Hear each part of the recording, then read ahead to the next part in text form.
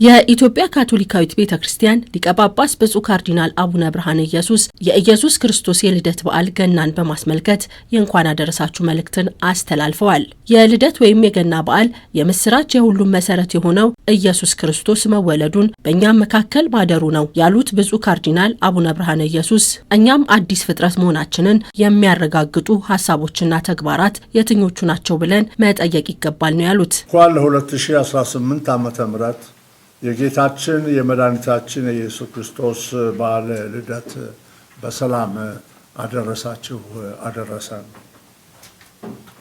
የልደት ወይም የገና በዓል የምስራች የሁሉም መሰረት የሆነው ጌታችን መድኃኒታችን ኢየሱስ ክርስቶስ መወለዱን በእኛም መካከል ማደሩን ነው።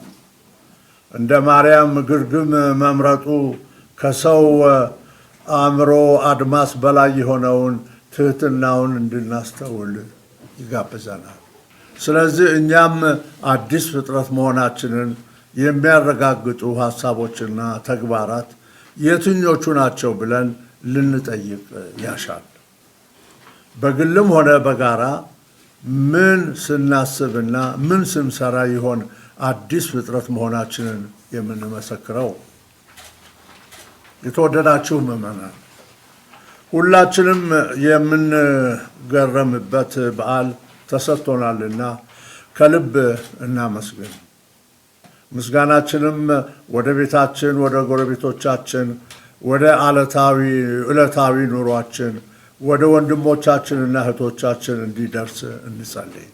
በዓሉ ስለ ሰው ልጆች ክብር የምንሰራበት፣ መከባበር የሚነግስበትና እርስ በእርስ መዋደድ የሚቀጥልበት እንዲሆን ተመኝተው በተለያዩ ምክንያቶች ከቤት ከቀያቸው ለራቁ በመጸለይና በማገዝ በዓሉን እንድናከብር ሲሉ ጥሪ አቅርበዋል። የልደት በዓል መሪያችን፣ መጋቢያችን፣ ጠባቂያችን ራሱን የሰጠበት በዓል ስለሆነ ስለ ወገኖችና ስለ ሰው ልጆች ክብር የምንሰራበት፣ ህዝቦች የሚከባበሩበት፣ የተዋደዱበትና የሚተሳሰቡበት የልደት በዓል ጊዜ ሁላችሁም በጦርነት ምክንያት ስለተፈናቀሉና ስለተሰደዱ፣ በተፈጥሮ ምክንያት ከቀያቸውና ከመንደራቸው ለራቁ መጸለይና ማገዝ፣ እንደዚሁም ለአቅመ ደካሞች፣ ለህሙማን፣ አስታዋሽና ረዳት ለሌላቸው፣ በየጎዳናው ላሉ ወገኖች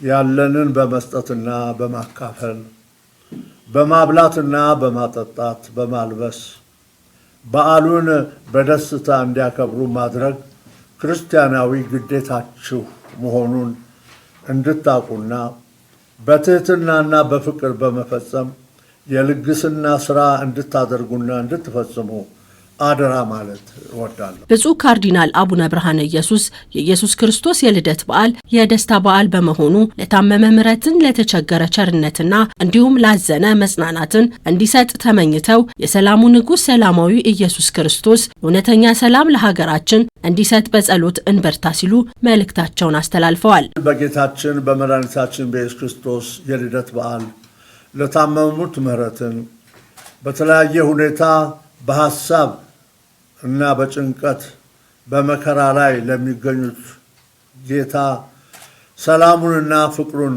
እንዲሰጣቸው፣ በማረሚያ ቤቶች ለሚገኙት የሕግ ታራሚዎች ጌታ መጽናናትንና መፈታትን እንዲሰጣቸው፣ ሁላችንም የሰላሙ ንጉሥ ሰላማዊ ኢየሱስ ክርስቶስ እውነተኛ ሰላሙን ለሀገራችን ለኢትዮጵያ እንዲሰጠን በጸሎት እንበርታ፣ እንትጋ።